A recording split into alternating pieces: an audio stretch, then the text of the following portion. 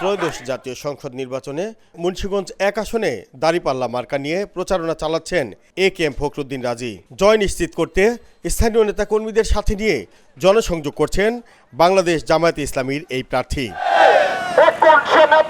১২ ফেব্রুয়ারির নির্বাচনে শ্রীনগর ও সিরাজদি খান উপজেলার জনগণকে ভোট দিতে দলীয় প্রতিশ্রুতি প্রচার করছেন জামাতের প্রার্থী ফখরুদ্দিন রাজি। এলাকার উন্নয়নে নির্বাচনী অঙ্গীকার বাস্তবায়ন করার প্রতিশ্রুতি দিচ্ছেন তিনি। আল্লাহ তাআলা যদি আপনাদের ভোটে আমাকে নির্বাচিত করেন তাহলে আমি একটি টাকাও সরকারি তসরুফ করব না, কোনো দুর্নীতি আমি করব না, কাউকে দুর্নীতি করতেও দিব না, এবং এখানে কারো জমি এক হাত জমিও কাউকে জোর করে দখল করতে দিব না।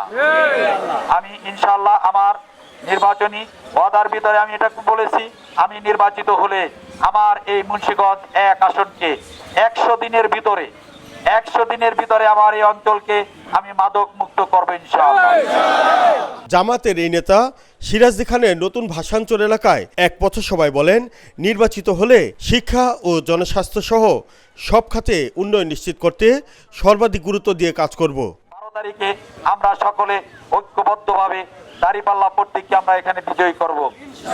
আমরা কারো রক্ত চক্ষুকে আমরা তোয়াক্কা করব না। ওই হুমকি ধমকি এগুলোকে জামায়াত ইসলামীর নেতা কর্মীরা কোনো কিছু মনেই করে না। ওই হুমকি ধমকি দেয় তারাই যাদের পায়ের তলায় মাটি নাই, যাদের অবস্থান নড়বড় হয়ে গেছে, এখন জনগণকে বাদ দিয়ে তারা হুমকি ধমকির পথ অবলম্বন করতেছে। ও দেখে কোনো লাভ হবে না।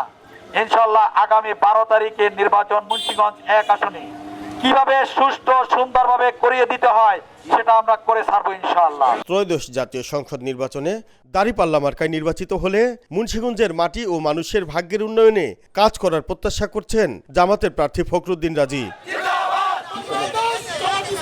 বাকি বিল্লাহ, এশিয়ান টেলিভিশন।